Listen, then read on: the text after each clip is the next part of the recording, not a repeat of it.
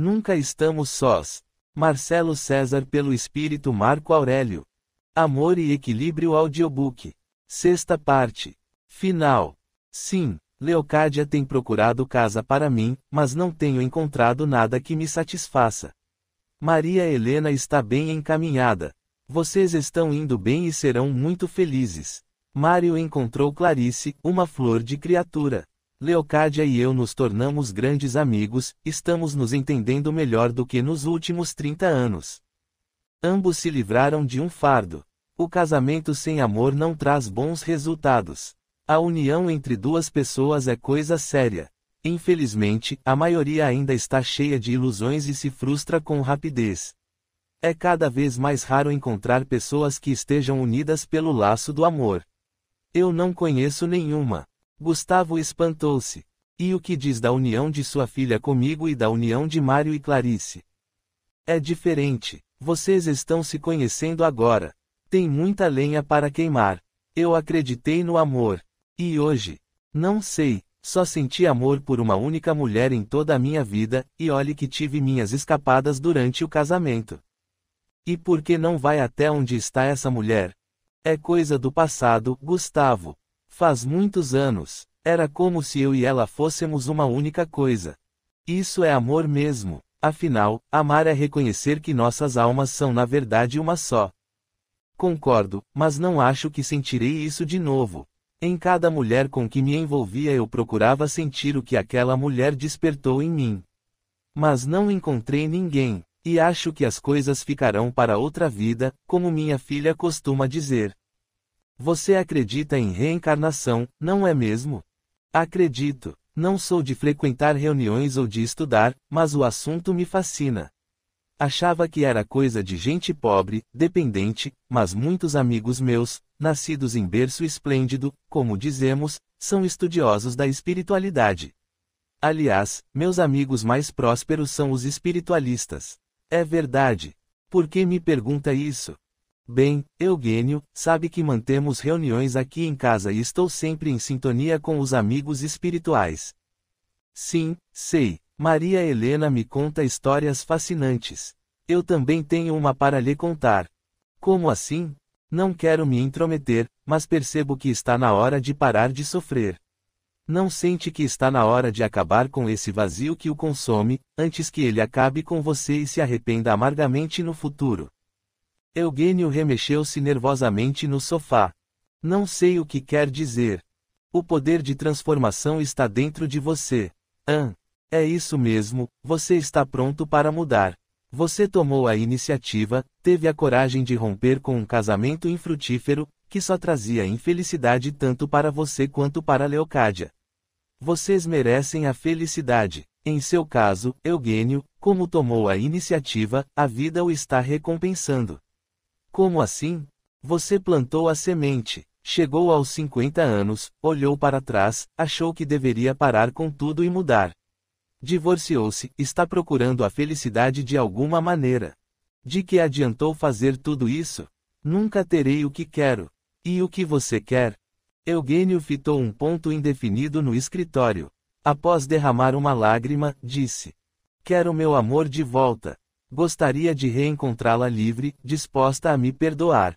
Gostaria de lhe propor uma vida sem igual a meu lado, cheia de amor, longe desta correria de cidade grande. Gostaria de viver em amor e em paz, mais nada. E não acredita ser isso possível? Eugênio riu. Só você mesmo, Gustavo, para me acender esta chama que teimo em apagar dentro de mim. Se tudo isso fosse capaz de acontecer. E não acha possível? Sei lá. Eugênio exalou profundo suspiro. Gustavo fez-lhe um convite. Não gostaria de dar uma volta no jardim? Está uma noite tão agradável, a brisa suave. Aproveite e vá respirar um pouco de ar puro. Depois encontre-nos na sala de estar. Vamos distribuir os presentes. Maria Helena me espera. Avise-lhe que vou demorar um pouco mais. Pode deixar. Agora siga-me, por favor. Eugênio deixou-se conduzir. Gustavo levou-o até o jardim de inverno. Dê uma volta e fique à vontade. Eugênio foi caminhando pelas alamedas feitas de cascalhos e grama, aspirando o perfume delicado das flores, ouvindo o barulho dos grilos e da grama molhada. Estava absorto em seus pensamentos quando deparou com um vulto de mulher. Ele sentiu o coração bater descompassado, a boca seca, as pernas paralisadas. Com voz trêmula, balbuciou: "Não é possível. Você?" Carlota mal sustinha a respiração. Não havia palavras para expressar seu estupor. Com lábios trêmulos e mãos geladas, ela considerou: "Eu sabia que um dia iríamos nos encontrar. Afinal, minha sobrinha vai se casar com seu filho." "Meu filho? Quer dizer que você é a tia de Clarice. Veja como a vida apronta das suas. Considero Clarice praticamente minha filha, e ela vai se unir a seu filho. Espero que eles vivam o amor que não vivemos." Carlota emocionou-se e começou a chorar. Eugênio estava pálido, ainda sentia o coração bater descompassado. Deu um salto e abraçou-a. "Oh, querida, quanto tempo! Deixe-me abraçá-la, sentir seu perfume, sua pele macia." Carlota, aos prantos, continuava a chorar, com a cabeça encostada no peito de Eugênio. "Eu não gostaria de reviver isso tudo. Ainda sinto meu peito cheio de amor. Não quero me machucar de novo." "E por que iria se machucar? Sou um homem livre. Eu sei muita coisa sobre você. Clarice sempre me colocou a par de tudo. Ela sabe de nossa ligação. Nem suspeita. Nunca falamos a respeito. Hoje, pela primeira vez em 30 anos, conversei sobre nossa relação com alguém." Ela se cobriu de rubor. "Como pode? 30 anos depois. Deixe-me vê-la." Eugênio levou-a para perto de um poste de luz. Vendo-a na claridade, não conteve o espanto. "Continua linda como nunca. Ainda estou apaixonado. Você se casou?" "Não. Depois daquela separação traumática, nunca mais quis saber de homem algum." Eugênio olhou para o alto e contemplou as estrelas. Com as faces banhadas em lágrimas, agradeceu comovido. "Obrigado, meu Deus, obrigado. Este é o maior presente de todos os tempos. Que o Natal seja abençoado." Antes de Carlota dizer alguma coisa, Eugênio tomou-a nos braços e beijou-a nos lábios com ardor. "Fique comigo, case-se comigo, vamos refazer nossa vida. Acha que poderemos, depois de tanto tempo? O que sinto por você continua vivo, como há 30 anos. Oh, Eugênio, como o amo."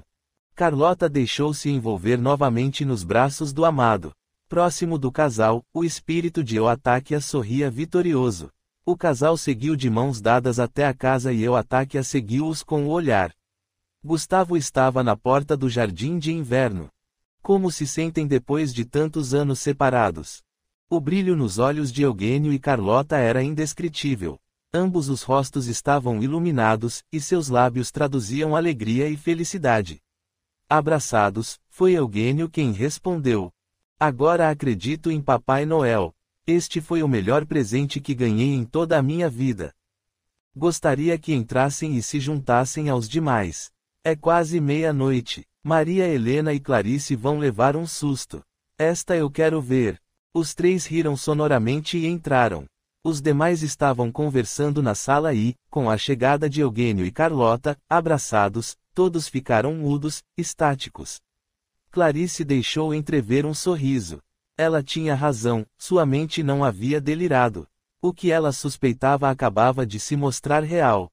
Eugênio cumprimentou as pessoas com um aceno e dirigiu-se até Maria Helena. "Filha, gostaria de lhe apresentar minha futura mulher, Carlota." Maria Helena engole a seco as palavras do pai. Futura mulher? O senhor já conhecia a tia de Clarice. E como? Não estou entendendo nada. Maria Helena disse aquilo de uma maneira tão engraçada que todos caíram em sonora risada. Clarice correu a abraçar a tia, e Gustavo considerou: "Vamos nos preparar para os cumprimentos de Natal. Após os presentes, teremos tempo para ouvir a fascinante história deste casal. Eugênio e Carlota têm muita coisa a nos dizer." Enquanto a azafama se formava ao redor do casal, Gustavo foi até o canto da sala e agradeceu aos espíritos amigos que o ajudaram e orientaram. Euatáquia beijou-o candidamente na testa. Depois, ela fechou os olhos e agradeceu comovida às forças universais. Capítulo 25. A semana entre o Natal e o Ano Novo correu alegre e festiva. Eugênio e Carlota pareciam dois namoradinhos adolescentes. Não se desgrudavam, e Carlota deixou o apartamento da sobrinha. Eugênio também deixou sua casa e instalaram-se num hotel. Por pouco tempo, visto que ambos decidiram passar o Réveillon sozinhos, na chácara de Carlota. A partir dali, decidiriam como seriam suas vidas. Estavam felizes e não deixavam de fazer planos e mais planos. Maria Helena e Mário ficaram muito felizes com o namoro do pai. Acreditavam ser Eugênio um homem ardente e que combinava perfeitamente com Carlota. Aprovaram a relação com gosto. Gustavo conseguiu convencer Maria Helena a mudar-se para a casa dele logo após as festas de fim de ano. Ela aceitou o convite com muita alegria. Mário aproveitou a onda de amor e uniões que estava pairando no ar e resolveu marcar o casamento com Clarice para depois do carnaval. Rubinho e Heloísa marcaram o casamento para a mesma época. Leocádia surpreendera a todos. Ao saber que Eugênio reencontrara o amor do passado, sentiu-se aliviada, como se um peso fosse arrancado de suas costas. Ela havia truncado aquela relação anos antes por puro capricho e agora sentia-se feliz em poder juntá-los. Embora alcançasse um progresso sem igual nas sessões com Adelmo e encontrasse na espiritualidade a chave para o reencontro consigo mesma, era difícil para Leocádia livrar-se de Isaurinha. A amiga ainda a perturbava com sucessivos telefonemas, insistindo para passarem a virada do ano juntas, mas Leocádia fazia conforme aprendera com Adelmo, dizia um sonoro, não, um atrás do outro, até que, irritada, Isaurinha deixou de ligar. Mirna também se contagiara pelo clima de amor. Percival declarara-se na véspera de Natal e ela, comovida, aceitara o pedido de namoro. Mesmo ainda com medo de falar tudo a seu respeito, principalmente de seu passado, aceitou namorá-lo. Foi na véspera do ano novo que ela viu o ex-namorado.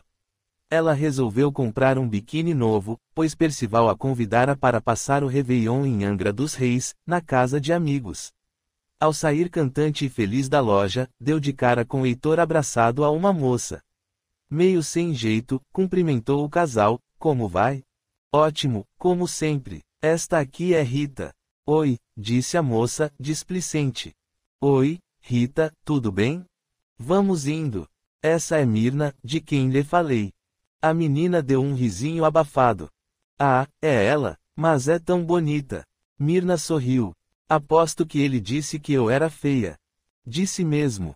Cale a boca, Rita, esbravejou Heitor. Ele deu um beliscão no braço da moça e ela reagiu com um grito de dor. Mirna balançou a cabeça para os lados. Você não muda mesmo. Nunca vai mudar. Por que tem de ser tão grosso e agressivo? O que ganha com isso? Heitor deu um salto e colocou o dedo em riste. Você não manda em mim. Quem é você para falar-me algo? Não passa de uma rameira que deu o salto certo. Você está me insultando. Não sou obrigada a ouvir esses comentários. Passar bem. Mirna retirou-se rapidamente e correu até a rua. Fez sinal para um táxi e entrou depressa no carro. Enquanto o motorista engatava a marcha, ela ainda escutou as palavras de Heitor, gritando feito louco no meio da calçada, para espanto de muita gente. Sua cadela ordinária, ainda vai se ver comigo. Ela chegou aflita em casa. Heloísa apavorou-se. Menina, que cara é essa? Por que está tão pálida? Encontrei Heitor na rua. Ele lhe fez alguma coisa? Estava com uma moça, parecia ser namorada. Foi tão grosso, pude sentir a vibração de ódio que saía da boca dele. Heloísa foi até a cozinha e pegou um copo com água e açúcar. Beba. Vai acalmá-la. Mirna bebeu aos poucos. Obrigada. Sinto-me melhor. Deixe Heitor de lado. Já acabou, embora ele ainda esteja ligado a você. Como assim? Digo energeticamente. Existe algum ponto em você que acata as vibrações de ódio de Heitor. É como se você mesma tivesse um aspirador pronto para absorver as energias negativas dele. Está falando de afinidade? Adelmo já me falou a respeito. Pena que só teremos sessão daqui a 15 dias. Essas férias me deixam insegura. Não pode criar esse vínculo com o terapeuta. Olhe para Adelmo como um facilitador, como um orientador. Não queira que ele resolva todos os seus problemas. Precisa aprender a andar com as próprias pernas. Eu sei, mas senti muito medo de Heitor. Ele se sente rejeitado. Você o largou, mesmo naquelas condições terríveis. Mas ele não enxerga dessa forma. Para ele, você o abandonou, usou-o e jogou-o fora. Da mesma maneira, você se sente rejeitada. Sinto que ainda há momentos em que se coloca para baixo. Imagine, tentou dissimular Mirna. Tudo bem, você é seu juiz e sabe o que se passa aí dentro, fez Heloísa apontando para a cabeça de Mirna. Mas há algo que você esconde. Como assim? Não sei, somos amigas, você sempre será minha amiga, não importa o que aconteça. Mas sinto que esconde algo terrível de todos nós e parece que Heitor sabe de coisas que não sabemos. Mirna sentiu as pernas falsirem. Se não estivesse sentada no sofá, iria ao chão. Trêmula, balbuciou. Bem, é que... Ela não conseguiu mais falar. Jogou a cabeça sobre o ombro de Heloísa e deixou o pranto correr solto. Chore, minha amiga, chore. Faz bem. Será que posso ajudá-la? Eu só sinto as coisas, não as vejo. Quem sabe me contando o que se passa em seu coração eu possa lhe ajudar. Adelmo bem que tentou, mas não consigo me libertar. Sabe, há alguns anos, quando cheguei ao Rio. Rubinho entrou fazendo festa. Trazia sacolas e mais sacolas de compras. Queria que ele e Heloísa vestissem roupas novas na passagem do ano. Desejava que ambos estivessem muito bem na festa na casa de Leocádia, onde iriam estar Mário e Clarice, Maria Helena e Gustavo. Ele notou os olhos inchados e vermelhos de Mirna e desconversou.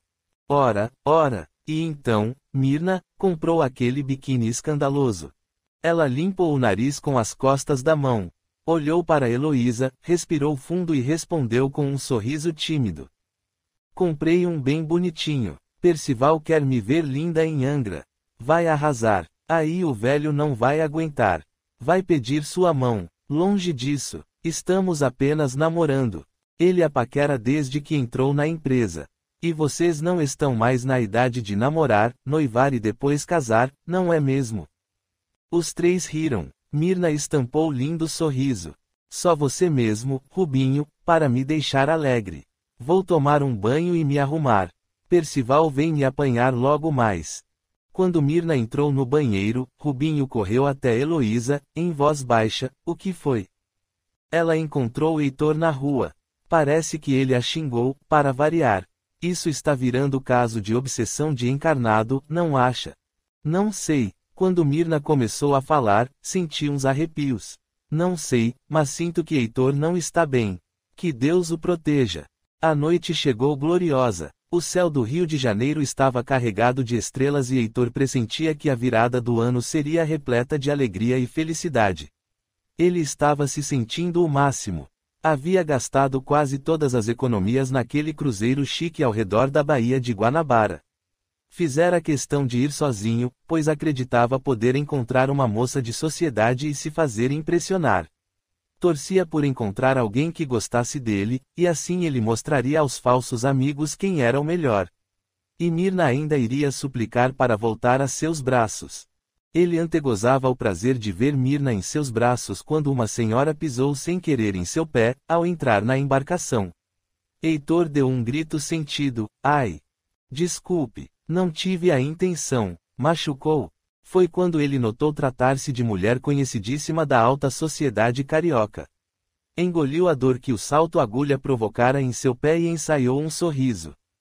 De maneira alguma, como uma mulher tão leve quanto a brisa que envolve esta baía poderia me machucar. Ela se sentiu lisonjeada. Como é galante, além de muito jovem. Nem tão jovem assim, tenho 30 anos. Uma idade excelente, nem tão novinho, nem tão maduro. Ideal para uma mulher que se encontra na casa dos 50. Ela pigarreou, quer dizer, dos 40. Ele pegou levemente uma das mãos dela e beijou-a com ternura. Encantado. Meu nome é Heitor. O meu você já deve saber. Sou Isaurinha Ferreira Milon. Conheço-a das revistas, mas pessoalmente é muito mais bela. Isaurinha sentiu um ardor percorrer-lhe o ventre. Fechou os olhos e esperou pelo beijo. Heitor olhou para o alto e agradeceu. Esta aqui está no papo, pensou radiante. Em sua mente começou a imaginar-se desfilando com Isaurinha pelos 4 cantos do rio, frequentando as melhores e mais disputadas festas da elite. Foi quando gritos de terror ecoaram por toda a embarcação. Isaurinha abriu os olhos espantada. O que é isto? Não sei, deve ser alguém que caiu. De repente os gritos ficaram cada vez maiores. Ouviu-se alguém gritar desesperado. A embarcação está afundando e não há salva-vidas. Heitor sentiu um nó em seu estômago. Isaurinha agarrou-se a ele, trêmula. Deus do céu, eu não sei nadar. Ela começou a gritar feito louca. Eu não sei nadar, eu não sei nadar, ajude-me, pelo amor de Deus. Heitor abraçou-a pela cintura e estava quase pulando para o mar quando um dos mastros do barco caiu, atingindo-o em cheio na cabeça. Heitor desprendeu-se de Isaurinha e perdeu os sentidos. Enquanto milhões de pessoas assistiam à espetacular queima de fogos recepcionando a chegada de mais um ano, a tragédia tomava proporções cada vez maiores. Foi com pesar que o país acompanhou aquela trágica passagem de ano, destaque em todos os meios de comunicação. Artistas, políticos, empresários, gente da alta sociedade, enfim, várias pessoas dos mais diversos segmentos da sociedade tiveram suas vidas ceifadas pela negligência de alguns gananciosos, mais interessados em obter lucro do que oferecer segurança aos passageiros. Os corpos de Heitor e Isaurinha foram um dos últimos a serem resgatados, na primeira manhã do ano que se iniciava. Capítulo 26. Leocádia assistia impassível ao noticiário na televisão.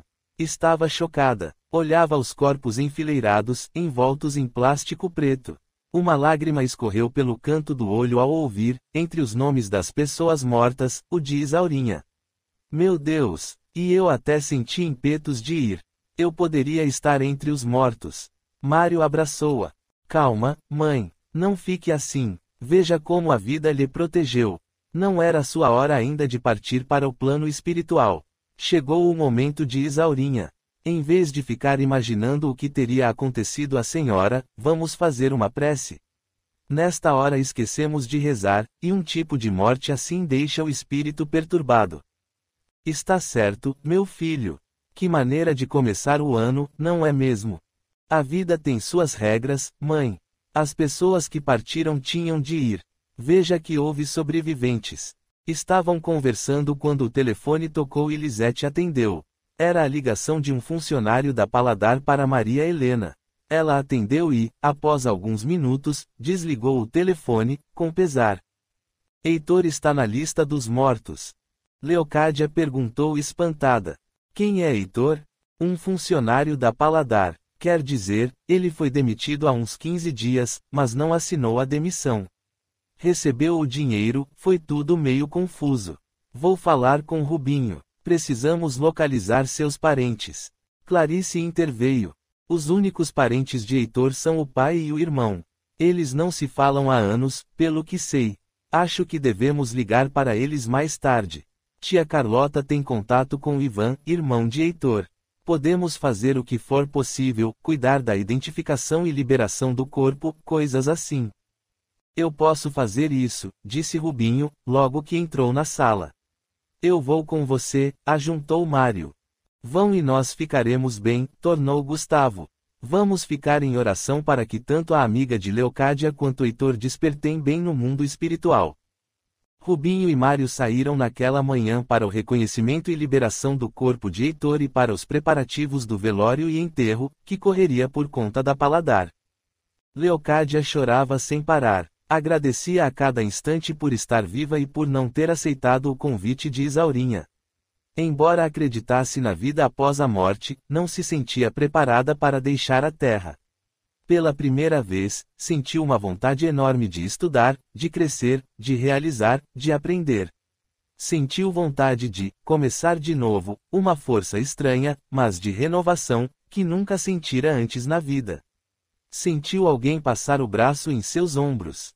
A vida prega cada uma, não. Oh, Maria Helena, ainda não sei se tudo é verdade. Estou confusa, mas me sinto tão agradecida. Como pude perder tanto tempo numa relação infrutífera ao lado de seu pai? Como pude tolher minha felicidade por um capricho de juventude, pelo orgulho de uma menina que nunca aceitou um não da vida? Você tem direito à felicidade. Papai está tentando seguir o caminho dele, mesmo que tantos anos tenham se passado. Você também tem o direito de mudar e viver melhor. Fiquei contente por ele reencontrar seu grande amor. Senti como se um peso enorme fosse arrancado de mim. Eu me sentia responsável pelo fracasso do casamento. Atrapalhei a vida de seu pai. Não atrapalhou em nada. Papai também foi o responsável. Note, mamãe, que não há culpados nem vítimas. Todos nós somos partidários, responsáveis, atraímos as situações em nossa vida, sempre por meio do livre-arbítrio. É nossa maneira de pensar e agir que atrai determinadas situações na vida para nós. Você é livre para escolher. E graças a Deus está aqui, viva. Acredito na vida após a morte, mas tenho tantos planos. Quero cuidar dos netos, voltar a estudar. Que bom! Esse choque que recebeu despertou-a de suas ilusões. Agora está pronta para enxergar a verdade e viver feliz. E fico contente em vê-la assim. Sabe que somos muito parecidas, não? Você sempre foi igualzinha a mim. Por isso eu a tratava diferentemente de Mário. Não queria que você acabasse como eu, num casamento sem amor. Maria Helena comoveu-se. Jura mesmo que em todos estes anos nossas brigas e mal-entendidos eram porque queria me proteger e jamais para me machucar? Eu nunca quis machucá-la. Fui estúpida, bati algumas vezes, mas é porque eu ficava com medo de que você, com temperamento parecido com o meu, cometesse os mesmos erros que cometi. Fiz por proteção, afinal de contas você é minha filha e eu a amo. Maria Helena mal acreditava no que ouvia. Era a primeira vez na vida que ouvia da boca da mãe que era amada. Aquilo lhe trouxe uma sensação de bem-estar muito grande, como nunca sentira antes na vida. Abraçou-se a Leocádia e beijou-a repetidas vezes no rosto, como também nunca havia feito antes. Mãe, como eu precisava ouvir isso de você. Por essa razão a vida não a deixou partir para outra dimensão. Não sabe como me deixa feliz ao ouvir isso. Eu também a amo muito. Muito bem, disse Gustavo, entrando no cômodo. Vamos deixar o amor de lado, afinal terão muitos anos para se entenderem. Agora vamos aproveitar este clima de amor e compreensão e mandar uma boa vibração para Isaurinha e Heitor, onde quer que estejam. Leocádia e Maria Helena levantaram-se. Heloísa e Clarice fizeram o mesmo. Formaram um círculo e deram-se as mãos. Gustavo percebeu que o espírito em forma de mulher estava a seu lado. Intuído por ela, começou a falar. Pedimos neste momento que os amigos que acabaram de desencarnar, Isaurinha e Heitor, recebam nossa vibração de amor e aceitem, da melhor maneira possível, esta nova etapa da vida em que se encontram. Que assim seja, responderam os demais. Eotáquia despediu-se de todos, passando levemente a mão no peito de cada um, e partiu, agradecida. Leocádia abraçou-se a Maria Helena. Não imagina quanto estou feliz. Deveria estar triste, aflita, pensando na possibilidade de estar morta, mas sinto um bem-estar, um alívio, não sei explicar. É como se meu peito estivesse dominado por uma nova vontade de viver. Isso é muito bom, mamãe. Fico feliz que tenha despertado para os verdadeiros valores do espírito. A senhora vivia muito apegada à igreja, estava presa aos condicionamentos sociais, que só atrapalham e atrasam a evolução de nossa consciência. Acho que a partir de agora poderá frequentar as reuniões na casa de Gustavo. Eu adoraria. Posso ir com vocês, mesmo? Gustavo abraçou-a por trás. Claro que pode. Você será muito bem-vinda. Possui mediunidade e, estudando-a e educando-a, fará grandes progressos. Ela se espantou. Eu tenho mediunidade? Não pode ser. Como não? Pensei que só pessoas especiais tivessem esse dom. Gustavo riu. Todos somos especiais e todos possuímos mediunidade. O que varia é o grau de sensibilidade de cada um. Uns são mais sensíveis, outros menos. E, quanto mais usamos essa sensibilidade, mais a fortalecemos e poderemos tirar grandes proveitos em benefício próprio. Quero aprender, quero mudar meus condicionamentos. Estou cansada de viver de aparências. Veja o que aconteceu a Isaurinha, estava sempre ligada aos condicionamentos sociais e agora se foi. E, desde que ouvi seu nome no noticiário, uma dorzinha aqui no peito teima em incomodar-me. Sinto que ela não está bem. A senhora sente isso, mãe? Sinto. Leocádia fez com que os demais se sentassem. Suspirou e falou: bem, Isaurinha sempre gostou de frequentar terreiros. Ah, isso a gente sempre soube, comentou Maria Helena. Ela sempre foi chegada a uma macumba. Mas ela abusou. Ouvi coisas de sua boca que até Deus duvidaria. Quando aparecia uma nova dama na sociedade que fosse capaz de ofuscar seu brilho, Isaurinha não titubeava, mandava logo uma mandinga. E não é que funcionava. As pessoas ficavam doentes, desapareciam. Coisas muito estranhas. Em algum momento ela vai ter de olhar para trás e rever esses acontecimentos, interveio Gustavo. Foi por isso que pedi que rezassemos por ela e por Heitor. Não quero que fiquem impressionados, mas acho que eles não irão ficar bem. Acha que já sabem de seu real estado? Acredita que eles já saibam que estão em outra dimensão? Perguntou Heloísa com interesse. Não, querida. Geralmente, nas mortes trágicas, ou o espírito é logo encaminhado para um posto de socorro próximo do orbe terrestre ou fica desacordado, largado em algum lugar do umbral. Vai depender muito da maneira como irão despertar. Há espíritos, pelo que sei, que querem ajudar Heitor. Quanto a Isaurinha, não sei. Foi por isso que pedi para que oracemos. Eles vão precisar muito de nossas vibrações positivas. Os parentes de Heitor foram avisados, mas não compareceram ao velório, tampouco se preocuparam em enterrar o corpo no cemitério da família. Depois que Heitor saiu de casa, fez questão de não ter mais contato com o pai ou com o irmão. Agora que estava morto, eles não tiveram interesse em fazer nada por ele. Por esse motivo, Mário tomou todas as providências e fizeram um funeral simples, enterrando o corpo de Heitor no cemitério São João Batista, onde a família Brandão possuía um mausoléu. A empresa pagou todas as despesas e também fizeram a rescisão de contrato de Heitor como se ele tivesse sido demitido sem justa causa, ou seja, com todos os direitos de lei. Mário pediu para Mariano, na sede da empresa em Belo Horizonte, cuidar de tudo e enviar o cheque para a família do falecido. Heitor figurara nos noticiários televisivos e nas primeiras páginas dos principais jornais do país no dia da tragédia. Pouco tempo depois seu nome fora esquecido, como o de muitos outros anônimos que tiveram suas vidas ceifadas naquela madrugada, na Baía de Guanabara.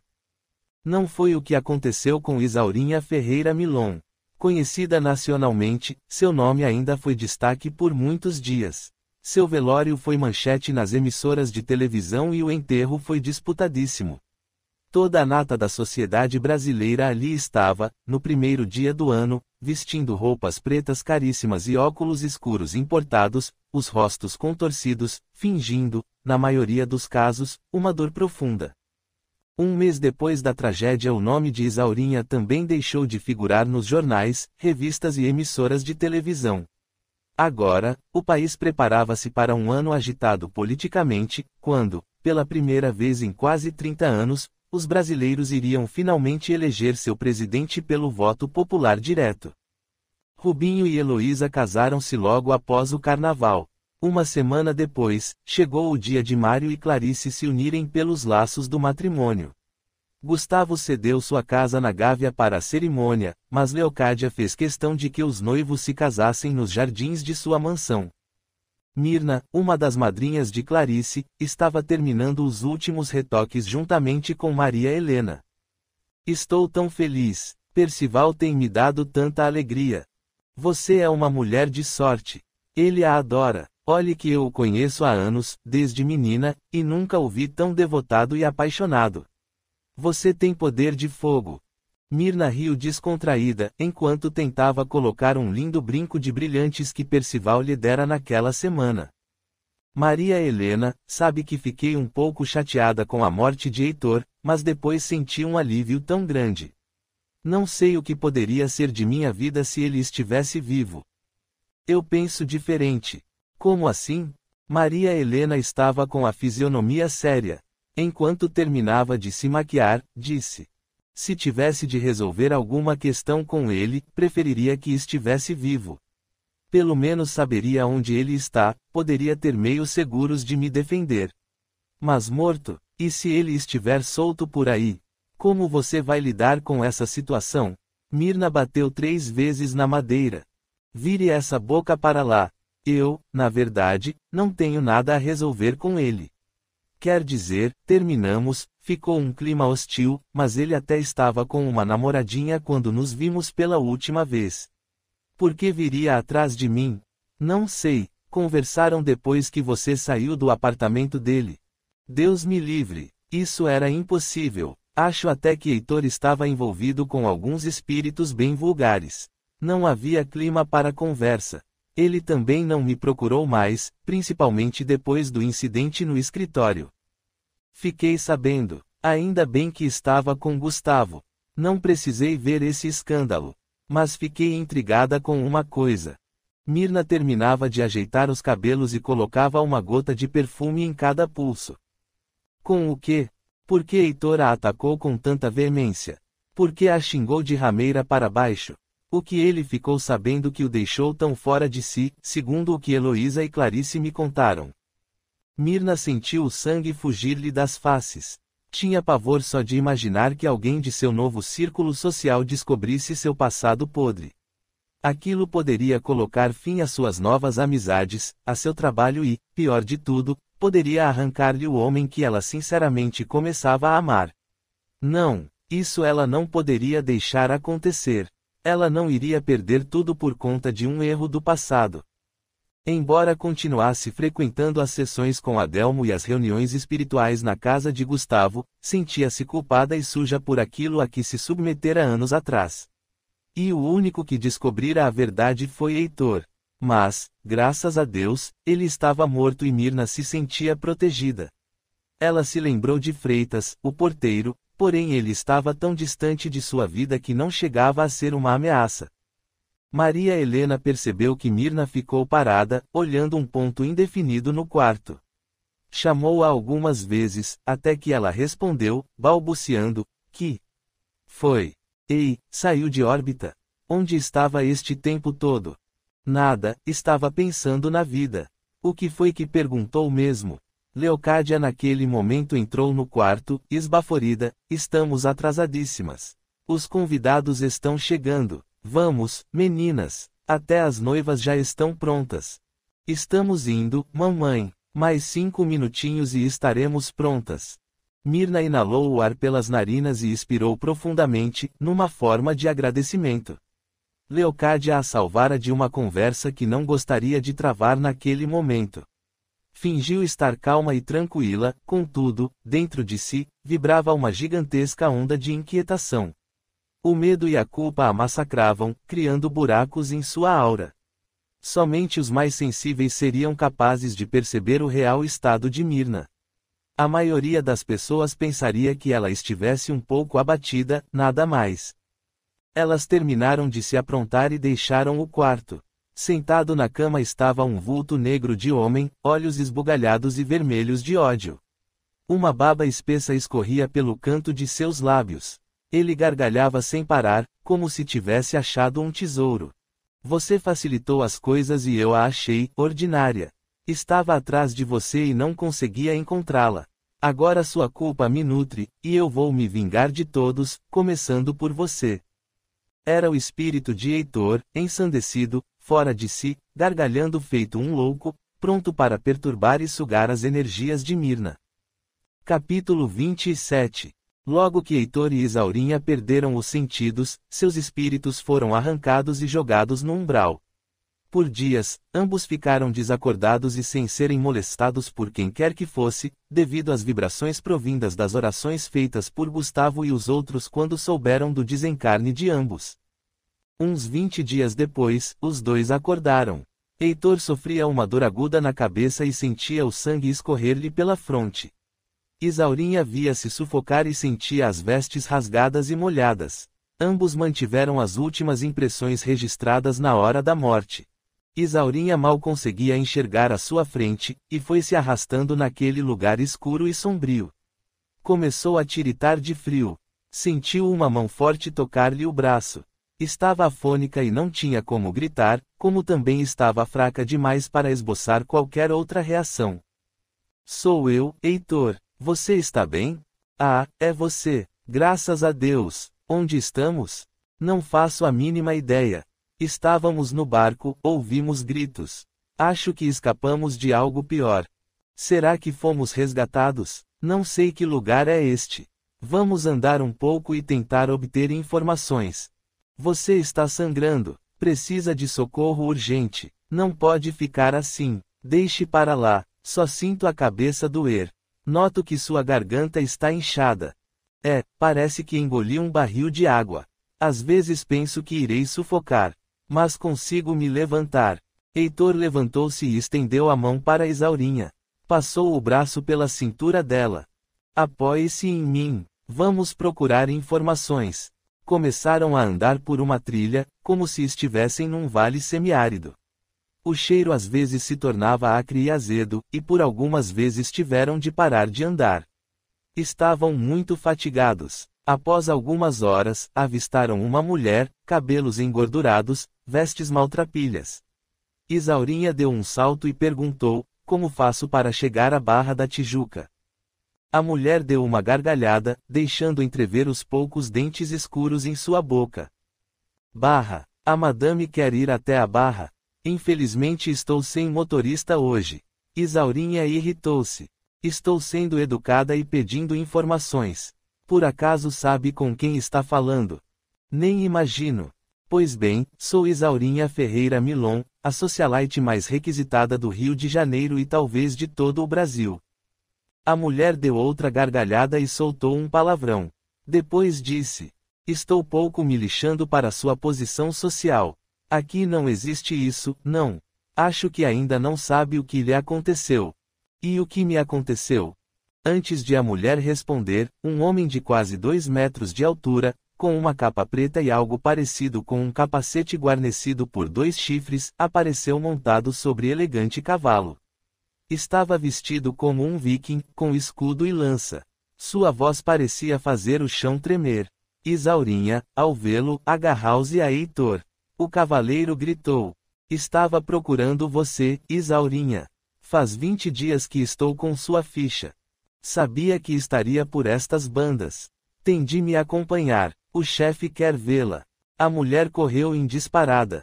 Heitor ficou paralisado, e Isaurinha fez pose altiva. Que chefe? Quem é seu chefe? Não vou a lugar nenhum. O homem soltou uma risada tão forte que Isaurinha sentiu o corpo todo vibrar. Ele a ajudou muito e chegou a hora de acertar as contas. Você agora é nossa funcionária. Vai ter de ficar conosco. Ele pegou um aparelho parecido com uma calculadora, mexeu aqui e ali, por fim concluiu: 47 anos, 8 meses e 12 dias. Depois deste prazo, estará livre. Que ideia mais estapafúrdia é essa? Que negócio é esse de funcionária? Vai ter de me seguir, por bem ou por mal. Heitor colocou-se na frente de Isaurinha. Não vai fazer mal nenhum a esta dama. Trata-se de Dona Isaurinha Milon e... O cavaleiro cortou-o. Cale a boca. Não se meta nos assuntos dos outros, paspalho. Se intrometer-se, vai conosco. Quer ser nosso funcionário, também.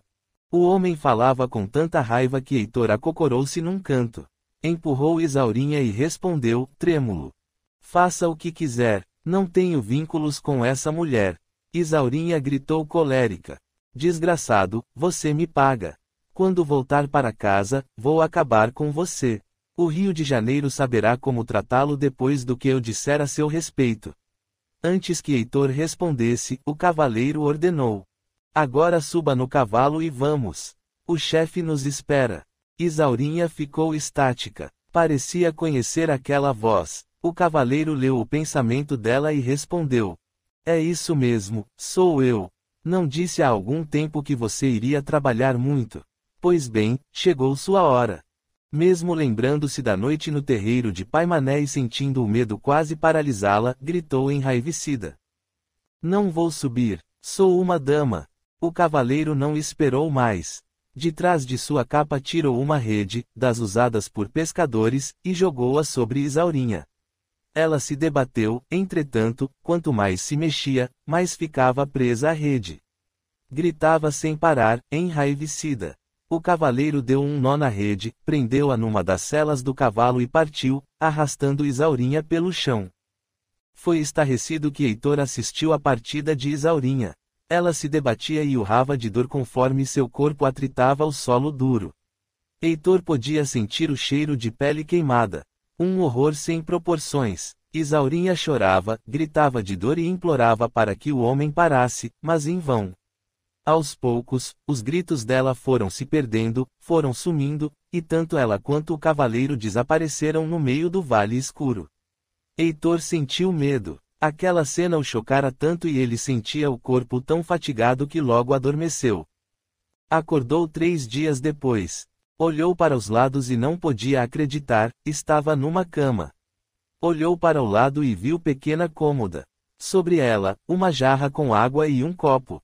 Na frente da cama, um guarda-roupa de 2 portas. O quarto era claro e limpo. As persianas cobriam a janela e não deixavam que os raios de luz penetrassem o ambiente. Uma pequena luz verde iluminava o ambiente. Ele passou a mão pelo rosto, não havia mais sangue.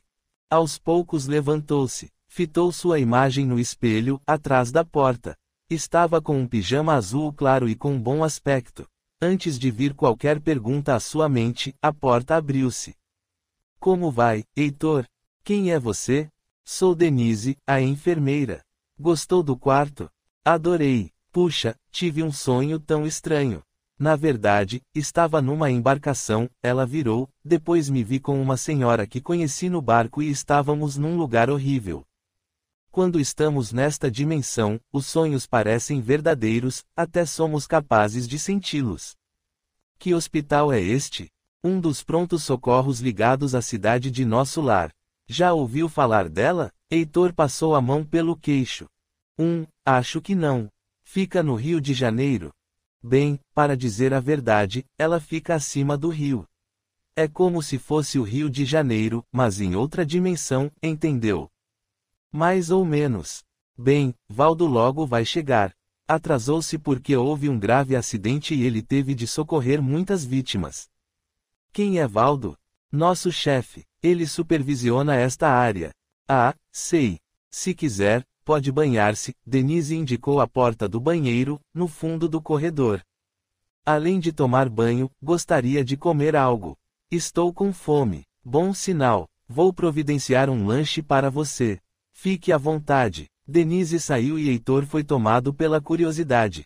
Que hospital bonitinho, bem ajeitado. Vai ver que estou aqui graças a Isaurinha. Eu não tinha convênio médico. Nunca poderia bancar um hospital particular. Ele se dirigiu até o banheiro e tomou uma ducha reconfortante. Ao voltar para o quarto, cruzou com outro paciente. E aí, tudo bem? Disse o outro. Tudo, respondeu Heitor. Chegou quando? Não sei, acho que ontem. Morreu de quê? Não entendi sua pergunta. Ah, você é cru ainda. Espero que não dê trabalho. Eu gosto de dormir durante a noite. Nada de chiliques e frescuras. Por que eu teria chiliques? Sou macho, homem mesmo. O paciente deu uma risada irônica. Quero ver se é macho para aguentar a verdade. Que papo de maluco. Não estou entendendo nada que está falando. Antes de o paciente responder, Denise apareceu. Durval, volte para seu quarto. Já pedi que não conversasse com os pacientes recém-chegados. Desculpe. Agora vamos. Ela pegou Heitor pelo braço. Valdo está no quarto. Venha. Ela o conduziu até o quarto. Quando Heitor entrou, admirou-se. Valdo aparentava ter pouco mais de 20 anos. Heitor fitava-o de cima a baixo. Sabia que o conhecia de algum lugar, mas de onde? Aquilo só podia ser brincadeira, ter uma ala do hospital supervisionada por um garoto. Era só o que lhe faltava. Como vai, Heitor? Descansado? Estou melhor. Queria saber quem me internou. Não tenho muitos recursos e o dinheiro aqui não é o mais importante. Se não pode pagar, não paga. Essa é a lei. Que maravilha! Estou sempre apertado. Ainda mais agora, que fui demitido. Sabemos de seu caso. Gostaria de se sentar? Precisamos conversar. Valdo apontou uma cadeira para Heitor e ele se acomodou. Não é muito novo para um cargo tão importante. As aparências enganam. Sou mais velho do que pareço. Sei. Então vamos logo ao assunto, doutor. Está bem. Você já ouviu falar em vida após a morte, em reencarnação, coisas do tipo? Heitor remexeu-se na cadeira. Já, mas é um assunto mórbido para se conversar, não acha?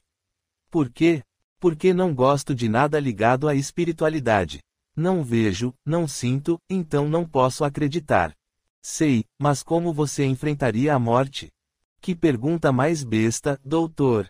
Então sinta-se à vontade. Não quero perturbá-lo. Voltarei outro dia, está bem?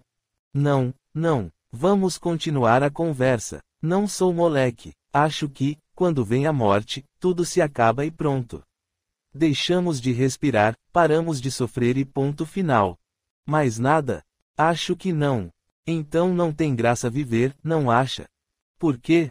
Ora, seria muito fácil ficar de braços cruzados, não estudar, não trabalhar, não tratar do corpo. Não precisaríamos despertar nossa fé, cultivar bons pensamentos sobre nós mesmos e sobre os outros. Segundo sua ótica, vivemos sem função alguma no mundo. Os que trabalham têm o mesmo valor dos que assaltam e matam, porque quando morrem vão para o nada. É isso. Heitor remexeu-se novamente, inquieto. Nunca havia pensado nisso, mas acho fantasioso morrer e ir para outro plano. Se bem que faz sentido o que me diz, seria muito fácil viver sem fazer nada e esperar pela morte. Valdo continuou, amável. E se eu lhe dissesse que isso é verdade, que o corpo físico morre e continuamos mais vivos do que nunca? Doutor, desculpe, mas acho isso uma palhaçada. O dia em que eu morrer, prometo que venho correndo contar para o senhor, disse Heitor com desdém. Jura mesmo? Palavra de Heitor. Venho e conto tudo, como foi a passagem, como despertei para o mundo das luzes. Vou rever amigos e parentes mortos e venho com todos eles até aqui. Vamos deixar as gozações de lado. Há alguém de quem você gostava muito e que morreu. Heitor olhou para o teto, pensou. Deixe-me ver. Ah, minha avó Ernestina. Olhe que ela morreu há mais de 20 anos. Mas me lembro de seu rosto até hoje. É mesmo? Valdo fez sinal para Denise e ela abriu a porta.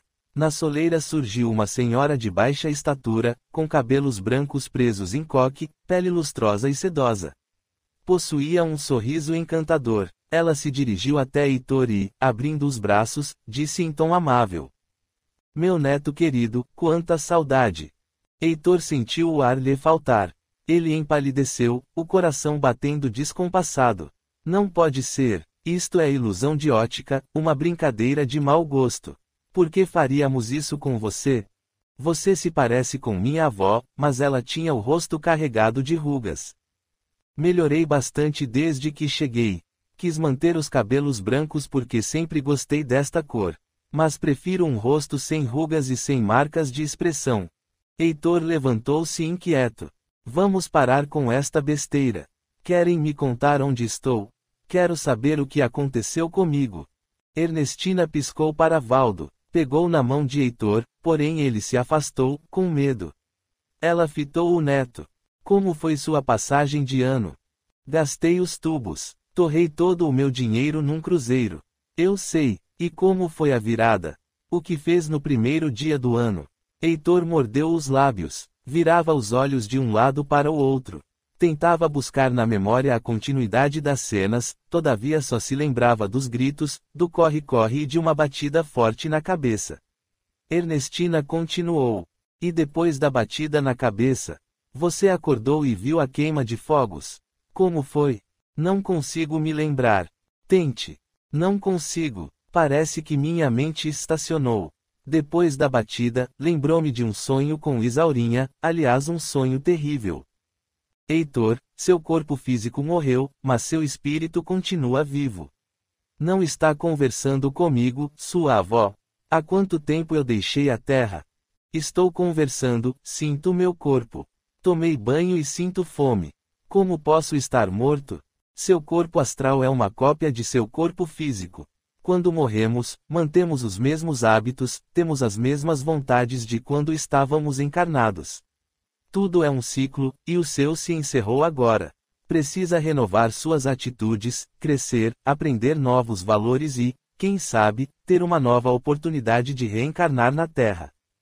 Voltar? Aquele mundo difícil? Não quero. Só tive desgosto e inimigos. Os amigos me apunhalaram pelas costas. Ernestina aproximou-se e pousou suas mãos nas de Heitor. Não diga isso. Foram as orações de seus amigos que nos permitiram trazê-lo até este lugar de refazimento. Não é qualquer um que tem esse privilégio. Veja o que aconteceu a Isaurinha. Infelizmente, não pudemos intervir. Heitor franziu o senho. Ela também morreu? Valdo respondeu. Sim, mas não pudemos socorrê-la. Não pode ser. Ela tinha amigos influentes, era conhecida no país todo, famosa, rica. Isso não conta na hora da morte. O que vale mesmo é o que fizemos de bom para nós mesmos, deixando velhos condicionamentos de lado, cuidando de nosso crescimento interior. Todo aquele que na Terra estiver disposto a enxergar a verdade, conhecer as leis universais e desejar fortemente o encontro com Deus será sempre bem acolhido quando a morte lhe chamar. Infelizmente, Isaurinha nunca fez nada por si e envolveu-se com espíritos do astral inferior. Agora ela terá de acertar as contas. Ela tinha muito prestígio. Deve haver algum jeito de ajudá-la. Quem sabe você não poderá ajudá-la no futuro. Terá muito tempo para aprender, estudar, reavaliar seus valores, entender melhor os mecanismos da riqueza. Você disse que rezaram por mim. Sim, foi graças a essas vibrações de amor emanadas por amigos na Terra que pudemos localizá-lo e trazê-lo até aqui. Quem foi? Gustavo, Heloísa, Clarice, Rubinho e até mesmo Mirna. Não posso acreditar. Isso é balela. Eles me odeiam. Ainda sinto como se Mirna estivesse perto de mim. Mas rezaram. Você percebe as energias que emanam de Mirna, por isso acha que ela está por perto. Vocês têm padrões de pensamento muito parecidos, e isso é o que ainda os mantém atraídos. Conforme forem melhorando e entendendo os mecanismos da vida, então se separarão. Quem cuidou de meu velório e de meu enterro? Por que essa pergunta agora? Curiosidade. Mário e Rubinho cuidaram de tudo. A família Brandão foi muito prestativa. Ainda enviaram uma quantia em dinheiro a seu pai. Essa é boa. Ele nunca fez nada por mim e quando morro leva a melhor. Não fale assim de seu pai. Desculpe, vó, sei que é seu filho, mas ele nunca deu a mínima para mim. Sempre o protegido era Ivan. Era sua maneira distorcida de enxergar os fatos. Mas esse é um assunto que vamos discutir depois, quando você tiver acesso às suas memórias passadas. Memórias passadas? Sim, de outras vidas. Acha que só viveu essa? Interessante. Estou começando a gostar de estar morto. Ernestina e Valdo riram. Este passou a mão sobre o ombro de Heitor. Então, agora que está a par da verdade, precisamos fazer um tratamento. Como assim? Você mantém no corpo impressões muito negativas da relação que teve com Mirna. Isso não vai fazer bem a você nem a ela. Mirna está recebendo ajuda de amigos espirituais e de amigos encarnados, como Gustavo e Adelmo. E, claro, também podemos contar com o amor de Percival. Heitor estancou o passo, empurrou Valdo para o lado. Ficou colérico, quer dizer que ela ficou bem e ainda está com Percival. Não acredito. Qual é o problema, Heitor? Agora estão em mundos diferentes. Deixe-a tocar sua vida e você vai tocando a sua. Ela passou por cima de mim, me humilhou. Ela também ficou bem. Então, todo mundo ficou bem, é. O otário é que morreu. Palmas para mim. O lixo, o peso, a pedra no sapato deles está morto. Valdo procurou serenar. Não fique assim. Esse estado só vai afastá-lo daqui. Se continuar a entrar nessa vibração de revolta, nada poderemos fazer, e você vai ter de sair daqui. Não piore as coisas, Heitor. Eu e Ernestina iremos cuidar de você. Esqueça o passado. Heitor deu um grito enraivecido. Ninguém manda em mim, entendeu? Tenho contas para ajustar com Mirna. Quando ela levar o troco, eu volto. Heitor ainda pôde ouvir Ernestina em súplicas. Não faça isso, meu neto. Em vão. Numa questão de segundos, Heitor estava no mesmo lugar onde estivera antes com Isaurinha. Seu único objetivo era encontrar Mirna. Por onde vou? Que caminho tomar? Está perdido? Quem é você? Eu sou eu. Não interessa. Que tanto fala e roda para lá e para cá. Quero sair daqui. Quer ir aonde? Tenho umas contas para ajustar com uma rameira. O espírito gargalhou. Vingança. Sei. Então, quero sair. Preciso alcançá-la. Está fazendo tudo errado. Como? Está tudo errado. Primeiro tem de trazer à sua mente a imagem da rameira. Isso é fácil. Em instantes a imagem de Mirna surgiu na mente de Heitor. E agora? Se ela estiver protegida pelos seres de luz, não vai conseguir chegar perto. Mas, se ela fraquejar, você pode até grudar nela. É o que quero. Quero me grudar até que ela não aguente mais e morra. Se ela estiver na mesma vibração que você, vai ser fácil encontrá-la. Mas, se ela estiver cultivando pensamentos positivos, pode esquecer. É caso mais que perdido. Ela não era do tipo que cultivava bons pensamentos. O espírito animou-se. Ela tem algum ponto fraco? Como assim? Ah, uma culpa, um medo bem grande. Tem. Acho difícil um encarnado que não tenha. Heitor pensou por um instante. Logo deu um grito triunfante. Claro que tem. Ela tem um passado dos mais negros. Então é só atiçá-la, ajudá-la a entrar em pânico. Aí vai estar a chave para juntá-los. Primeiro preciso sair daqui. Concentre-se com força na imagem dela. Vai chegar até ela por meio da vibração, da energia, mas já vou avisando, se ela for protegida, só à distância. Demora mais. Heitor agradeceu o espírito e continuou a caminhar. Avistou um banco feito de galhos retorcidos e sentou-se. Fixou na mente a imagem de Mirna. Em alguns segundos ele estava no quarto de Maria Helena. Olhou fascinado ao seu redor. Sentou-se na cama e tentava tateá-la, mas sua mão atravessava o colchão. Ficou tentando pegar os objetos sobre a mesa de cabeceira, porém sua mão também os atravessava. Ficou brincando, divertindo-se, até que ouviu vozes. Duas mulheres saíram do banheiro e sentaram-se em frente à penteadeira. Eram Maria Helena e Mirna. Disse ele com alegria. Finalmente a encontrei. Heitor levantou-se e jogou-se sobre Mirna, no entanto, uma forte luz ao redor dela arremessou-o ao canto do quarto. Ele caiu tonto, levantou-se com dificuldade, começou a sentir as dores na cabeça e o sangue a escorrer-lhe novamente pela fronte. Olhou para as duas e viu também um brilho ao redor de Maria Helena. Uma luz forte fez-se à sua frente e logo surgiu um vulto de mulher. Heitor deu um passo para trás. Você é um intruso, disse-lhe a mulher. Não devia estar aqui. Ernestina me garantiu que o manteria afastado. Mas não conseguiu. Meu ódio por Mirna é maior do que tudo. Não se aproxime dela. Como este mundo invisível é maluco.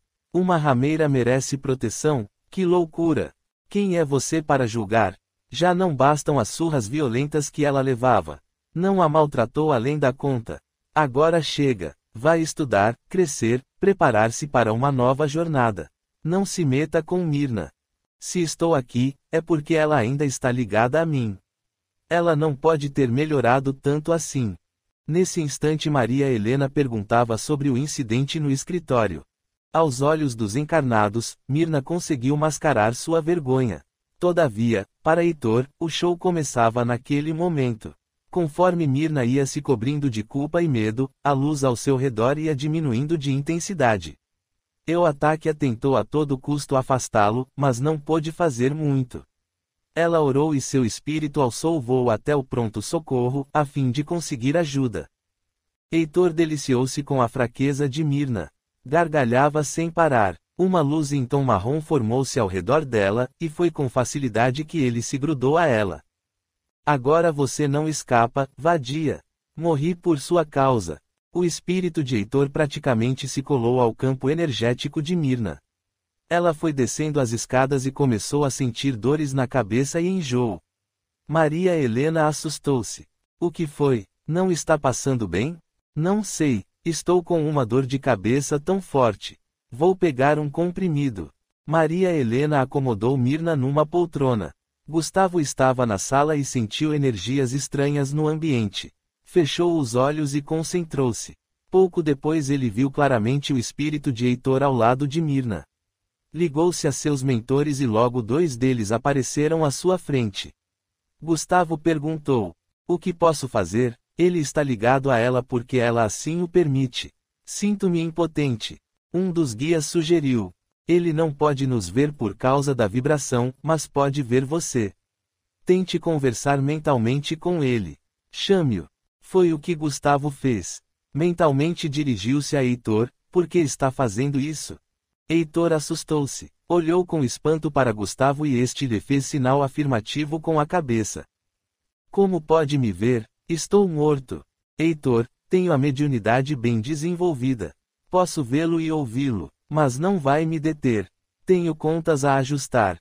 Depois do que fizemos, nem agradece pelas orações? Obrigado, mas agora isso não vem ao caso. Ela me humilhou. Ela o humilhou? E suas surras? Ela mereceu.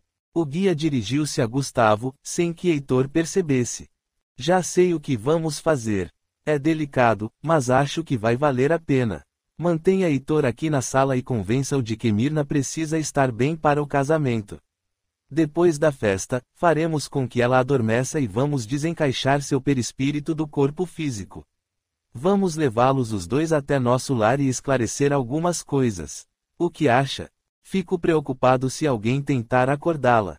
Faça com que ela e Percival bebam um pouquinho mais do que o costume.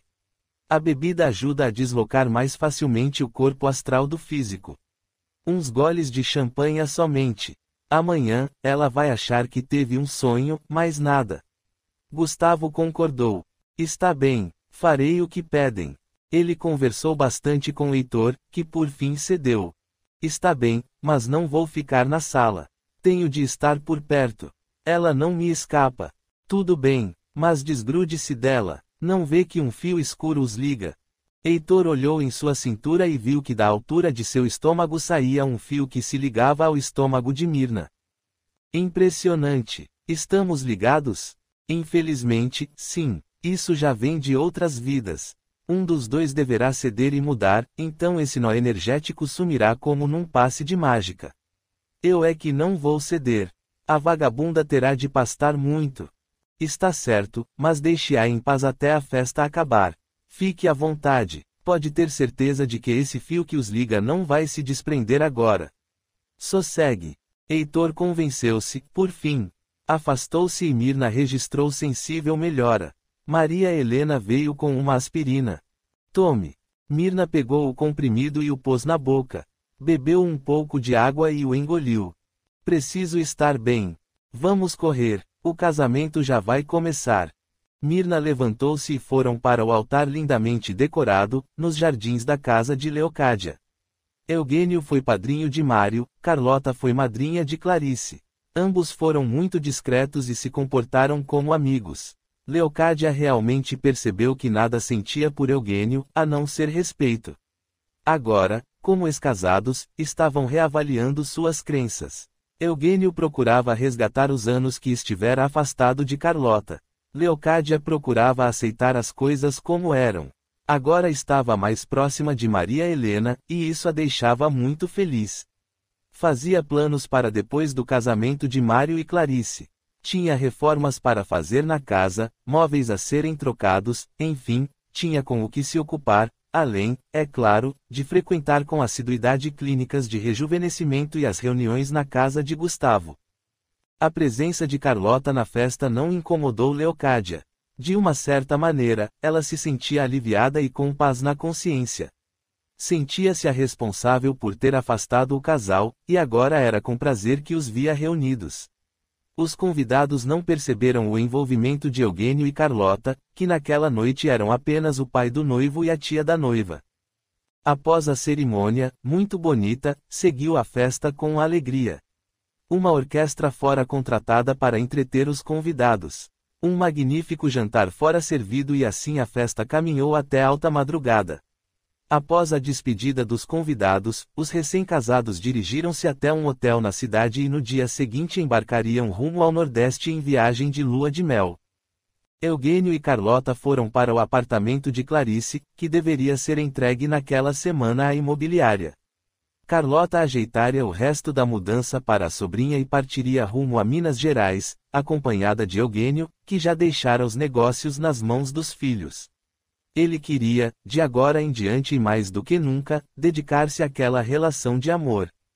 Maria Helena ficou na casa da mãe para lhe fazer companhia. Gustavo explicou-lhe em poucas palavras o drama de Heitor. Nossa, estou até arrepiada. Ele continua aqui em casa. Sim, enquanto não conversar com Mirna, não vai sossegar. E o que posso fazer para ajudar? Convide Mirna e Percival para dormirem em casa esta noite. Fiz com que eles bebessem um pouco acima da conta, e não é bom que dirijam. Percival tem bom senso e vai aceitar. Depois, vá para o escritório e faça uma oração. Vibre por Heitor, por Mirna. Ajude-me a mantê-los numa cúpula violeta, a fim de evitar as interferências de encarnados e desencarnados. Eu gostaria de participar, sugeriu Adelmo. Ótimo, respondeu Gustavo. Quanto mais forças positivas, melhor. Maria Helena beijou delicadamente os lábios de Gustavo. Que Deus nos proteja. Que aconteça o melhor. Assim seja, responderam os dois em uníssono. Epílogo. Era madrugada quando Mirna e Percival se deitaram. Gustavo nada disse a ela, a fim de não a sugestionar. Eutaquia e Valdo estavam prontos no quarto para ajudá-la a se desprender do corpo físico. Heitor não arredava pé do quarto. Estava inquieto, porque não conseguia chegar perto de Mirna. As vibrações de Gustavo, de Maria Helena e de Adelmo haviam criado uma barreira energética que impedia o contato entre ambos. Não estou gostando disto, não. Você não tem de gostar ou não, retrucou Eutaquia. Estamos fazendo o possível. Logo conversaremos. O corpo astral de Percival dormia a uma altura de uns 30 centímetros acima de seu corpo físico. O mesmo ocorria com Mirna. Eutaquia passou a mão delicadamente sobre os cabelos dela. Sussurrou. Acorde, querida. Mirna abriu os olhos um pouco tonta, pois seu corpo astral absorvera uma boa dose de bebida alcoólica. Valdo ergueu os braços em direção ao alto e logo uma luz colorida começou a sair de suas mãos. Ele as direcionou sobre todo o corpo astral de Mirna. Após alguns segundos fazendo movimentos que iam de cima para baixo, ela finalmente sentiu-se melhor. O que foi? Sou eu, querida. Não se assuste. Mamãe, quanto tempo? Sim, filha amada, gostaria de conversar com você. Venha comigo. Ela se desprendeu com facilidade do corpo físico e foi amparada por Eutaquia e Valdo. Para onde vamos? Vamos para um lindo jardim. Temos coisas para tratar. Está certo. Valdo contou até 3 e logo alçaram voo até a colônia Nosso Lar. Avistaram um lindo jardim e acomodaram-se num banco.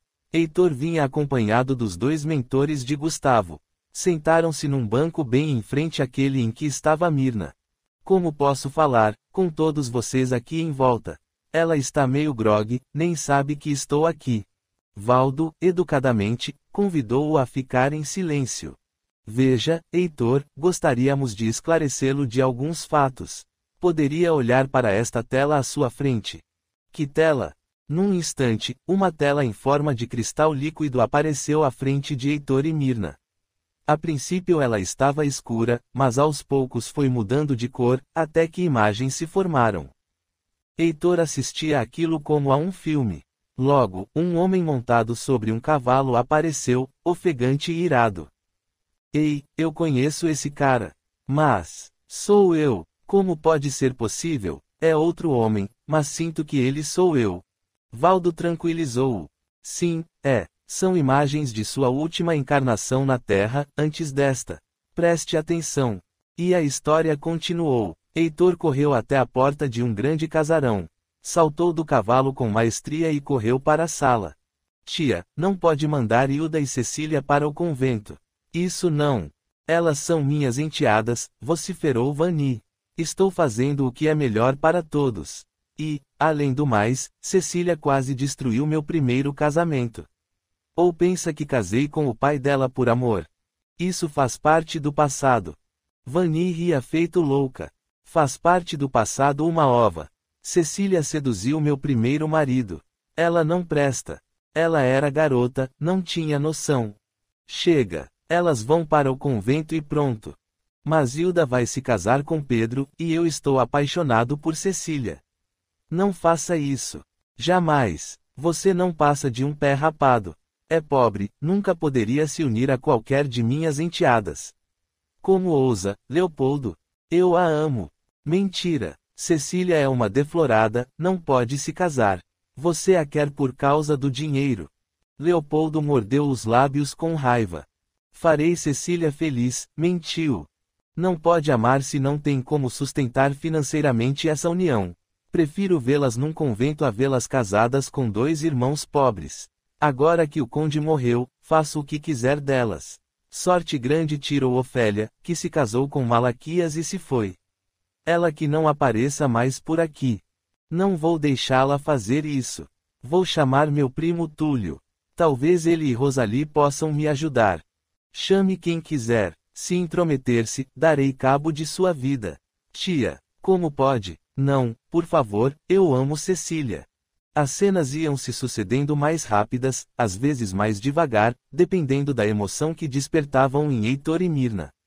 Após uma pausa, Valdo deu sequência às cenas. Não adiantaram as súplicas de Leopoldo. Ele se atirou aos pés da tia, gritou, esperneou. Cecília e Hilda foram confinadas num convento. O tempo foi passando e Leopoldo voltou à sua vida humilde na corte. Vivia sempre se queixando. A vida não vale nada. Ser pobre é terrível. Que desgraça. Como Deus foi injusto comigo.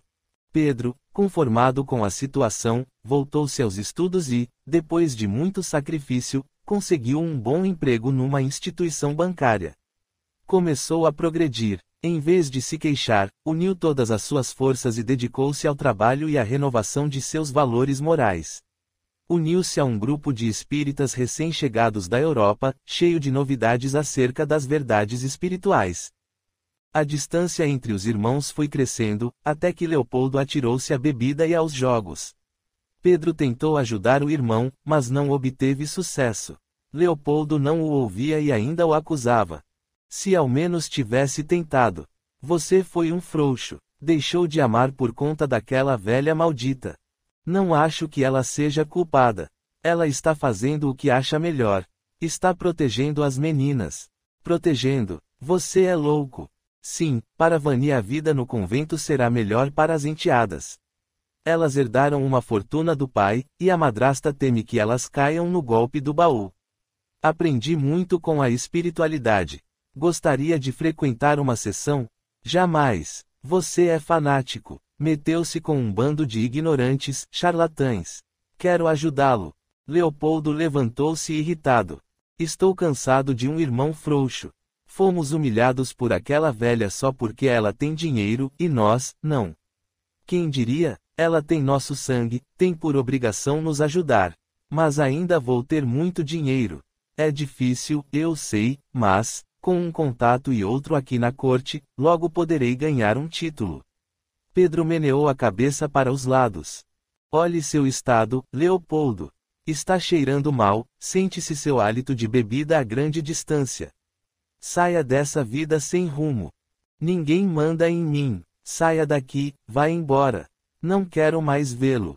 E assim os 2 irmãos nunca mais se viram. Com o passar dos anos, Vani morreu. Ofélia, mais seu marido Malaquias, contando com a ajuda de um casal muito amigo da família, Eduardo e Teresa, tirou as irmãs do convento. Naquele tempo, a Igreja Católica tinha um grande domínio sobre a sociedade e foi a ferro e fogo que as madres responsáveis pelo convento, com a ajuda de políticos comprados por Vani, mantiveram as meninas enclausuradas. A ordem de Vani era que as duas jamais saíssem do convento, mas Ofélia ofereceu uma pequena fortuna às madres. Num prazo de alguns dias, as irmãs estavam livres. Foi com grande emoção que Ofélia abraçou-se às irmãs. 20 anos haviam se passado, Cecília e Hilda beiravam os 40 anos, uma idade considerada avançada para os idos de 1880. Malaquias e Ofélia levaram-nas para casa e trataram-nas com amor e carinho. Eles haviam tido muitos filhos e eles paparicavam as tias, fazendo de tudo para que elas se esquecessem daqueles anos tristes na clausura. Algum tempo depois, numa saída ao centro da cidade, Hilda precisou ir ao banco para retirar uma quantia em dinheiro. Foi quando avistou Pedro sentado atrás de uma mesa. Ele estava mais velho, cabelos quase brancos, mas ela sentiu dentro de seu ser o mesmo amor que vibrara anos antes. Pedro ainda estava solteiro, e foi com lágrimas de gratidão que se declarou a ela. Ele passou a lhe fazer a corte e frequentar a residência. Ofélia e Malaquias ficaram muito felizes com a união dos dois. Cecília ainda sentia saudade de Leopoldo, mas soube por Pedro que ele caíra no vício e vivia metido em tavernas. Não era o tipo de companheiro que ela desejava a seu lado. Durante os anos seguintes, foi se esquecendo de Leopoldo até que ele finalmente desapareceu de sua memória. Foi durante um jantar que Malaquias e Ofélia ofereceram à princesa Isabel que Cecília conheceu o barão Corte Real. Ele era viúvo, não tinha filhos e queria se casar. Durante o jantar, ele foi apresentado a Cecília. Daí para o rápido namoro e casamento foi um pulo. Cecília ainda conservava rara beleza, mesmo aos 45 anos de idade. Sentia-se culpada por ter seduzido o marido de Vani e por ter se entregado a Leopoldo antes do casamento, mas, na atual situação, o fato de não ser mais virgem não impedia sua união com o barão Corte Real.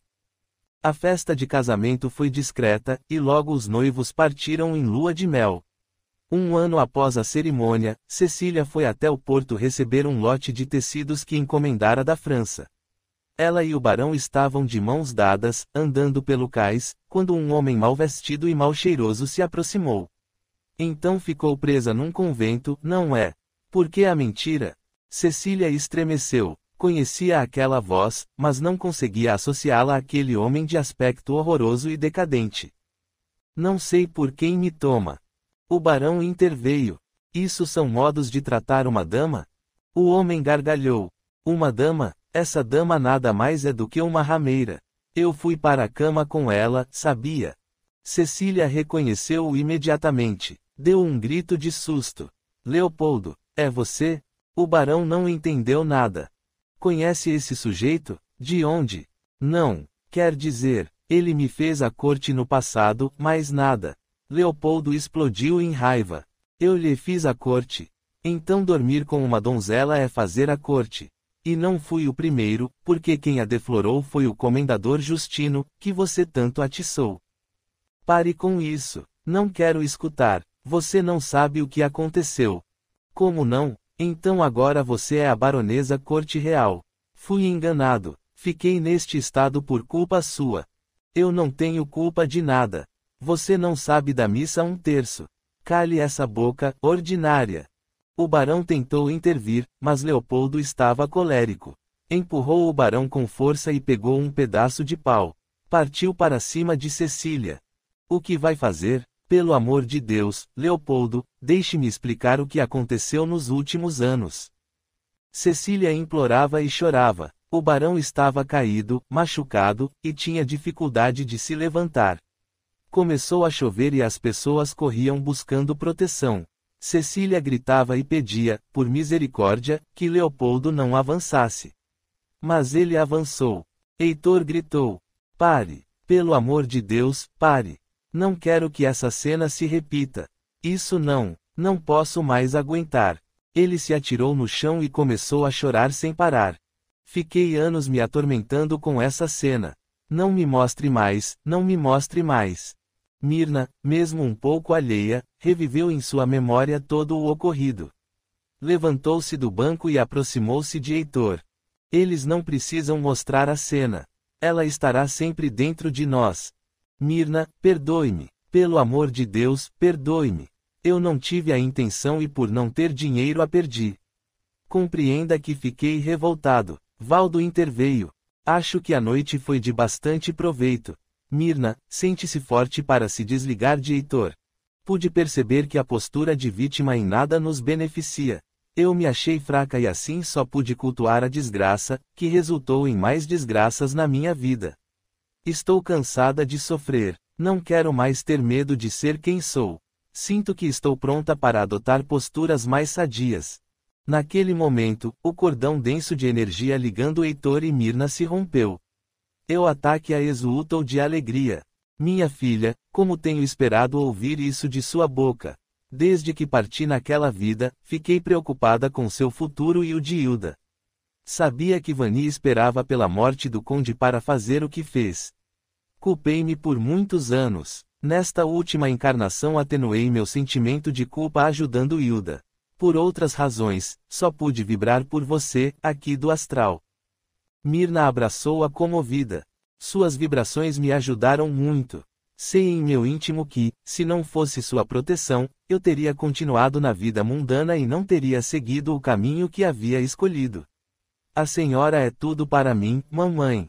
Sempre tive a sensação, mesmo nos piores momentos, de que nunca estava só. Obrigada. Ambas se abraçaram e deixaram as lágrimas correrem soltas. Valdo pigarreou. Mirna, pode partir. Obrigado pela disponibilidade. Agora acredito que vai reavaliar suas crenças com mais vigor. Esta reunião de hoje lhe mostrou que a culpa só traz consequências danosas ao espírito. Vou conversar com Percival. Preciso contar-lhe tudo o que aconteceu comigo, tudo o que fiz.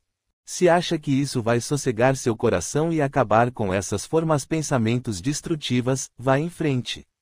Estaremos a seu lado, irradiando ondas de amor e compreensão. Percival gosta muito de você e não vai se indispor pelos seus desatinos. Todo ser humano é passível de erro.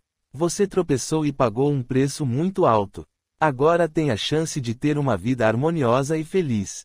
Guardarei essas palavras, Valdo. Muito obrigada. Eu ataque a sorriu. Bem, agora vou acompanhá-la. A madrugada está se findando. Mirna despediu-se dos mentores e de Denise, que chegou na hora em que o filme estava sendo projetado. Antes de partir, caminhou até Heitor, ainda caído no chão. Ela se abaixou e pousou delicado beijo em sua testa. Torço por você. As coisas vão se ajeitar. Que Deus o ilumine sempre. Até mais. Heitor nada disse, mas um sentimento de gratidão profunda brotou em seu peito. Ele a olhou e baixou rapidamente os olhos, comovido. Após a partida de Mirna, os mentores de Gustavo também partiram. Denise ficou apreciando a paisagem enquanto Valdo conduzia Heitor até um banco próximo. Sente-se. Está melhor? Estou. Um pouco confuso, mas estou bem. As emoções foram muito fortes. Eu não esperava reviver toda aquela desgraça. Como pude ser capaz de um ato tão cruel? Faz parte do ser humano. Você agora tem todo o tempo do mundo para reavaliar sua postura, seus valores. Estarei sempre a seu lado. Obrigado, mas não me conformo de ter nascido pobre de novo. Por quê? Foi punição de Deus? Isso me deixou intrigado. Valdo exalou profundo suspiro, balançou a cabeça e pôs suas mãos sobre as de Heitor. Deus jamais nos pune. Ele é só amor. Vamos aos fatos. Após aquela encarnação, no final do Império, você ficou perambulando por muitos anos no umbral. O remorso o consumia, e não havia meios para que você se perdoasse. Fizemos uma reunião antes de seu reencarne para traçar, em linhas gerais, a nova oportunidade que a vida lhe concedia. Você mesmo pediu para nascer num meio pobre, porque tinha dentro de si pensamentos arraigados de pobreza. Você teria chance de crescer, se desse crédito à prosperidade e à riqueza. Mas preferiu dar crédito à falta, enquanto seu irmão deu crédito à abundância. Pedro está se dando muito bem. Ele merece. Desta forma, tudo está certo no universo. Atraímos o lar de acordo com o teor, com a qualidade de nossos pensamentos. Por esta razão, ninguém nasce num barraco ou num palacete por mero acaso. Isso não tem nada a ver com maldade ou punição divina. Dá para começar a entender os mecanismos e as leis que regem o cosmos. Heitor começava a compreender. Sim, como fui tolo. Perdi uma oportunidade sem igual. Outras virão. Você agora tem chances de progredir bastante. Sabe, a inteligência cósmica rege a vida. Ao entender os mecanismos de conhecimento, atraímos abundância e sucesso para nossa vida. Heitor fez sinal positivo com a cabeça. Valdo continuou. A vida não quer escassez ou sofrimento. Muito pelo contrário, ela nos dá os meios para evitar tudo isso. Agora feche os olhos e aspire o ar puro deste magnífico jardim. Heitor fechou os olhos e aspirou o ar puro e perfumado.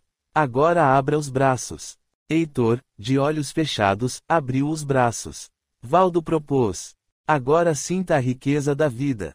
Esteja aberto para a abundância e prosperidade. Seu espírito necessita e merece isso.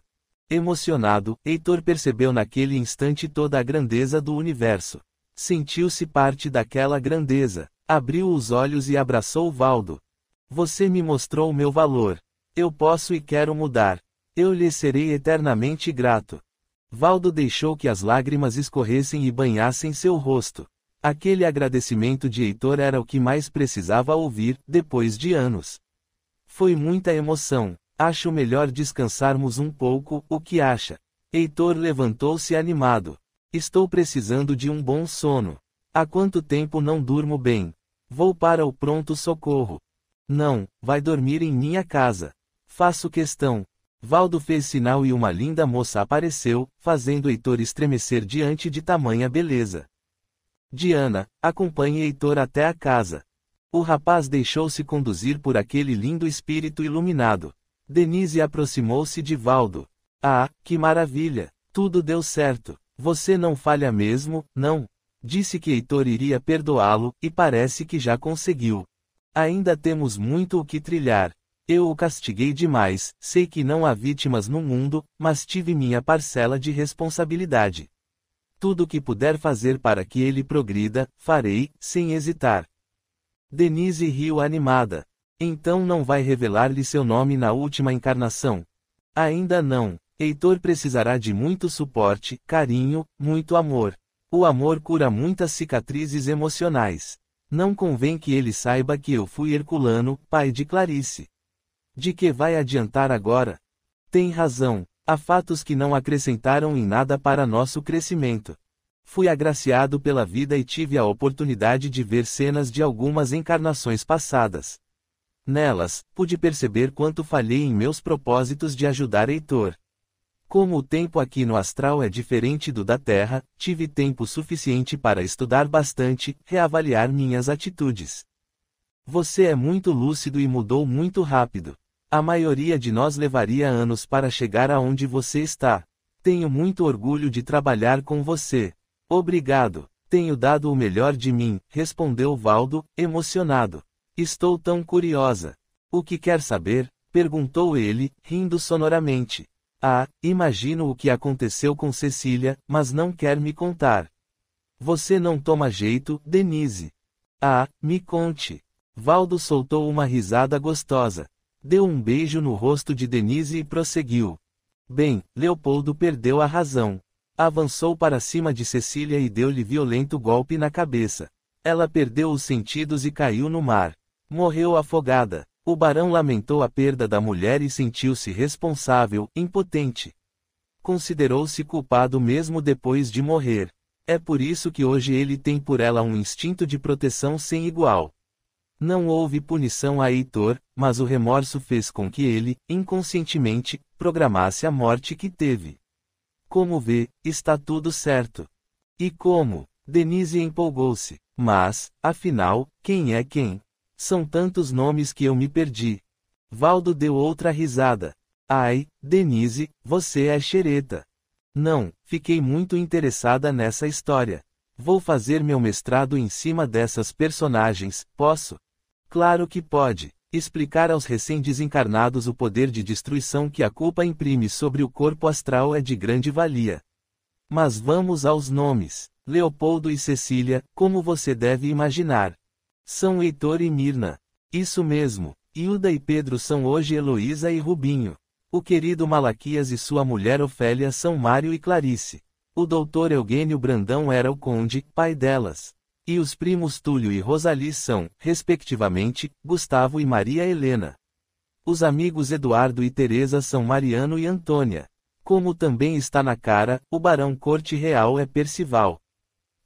Parece que está tudo certinho. E o comendador Justino deve ser o padrasto de Mirna nesta encarnação. Ivani, aposto que é Dona Leocádia. A própria. E Isaurinha, apareceu nessa história? Ela era amiga de Vani, cheia de soberba, gostava de estar sempre em evidência na corte. Foi ela quem arranjou as coisas para que as meninas ficassem no convento. Vani não poderia fazer tudo sozinha. Isaurinha comprava aos padres, achava que a religião era movida por dinheiro e favores. Repetiu o mesmo na última existência, metendo-se em tudo quanto foi terreiro que descobria no Rio. Agora está comprometida com esse povo. Nada podemos fazer, a não ser vibrar. No momento certo, poderemos resgatá-la. Valdo, que história fascinante. Sabe que me deu vontade de uma coisa. De quê? Vamos apreciar o finzinho de madrugada em Copacabana. Está certo, vamos lá. Agora que Heitor está pronto para absorver novos conhecimentos, tenho de estar por perto. Isso até que ele se apaixone novamente por Diana. Levantaram-se rindo e, abraçados, os dois espíritos iluminados alçaram voo até Copacabana. Quando chegaram à praia, algumas estrelas ainda despontavam no céu, tornando aquele fim de madrugada, no Rio de Janeiro, um dos espetáculos mais bonitos da natureza. Fim. Obrigado a todos e até o próximo livro. Amor e Equilíbrio Audiobook.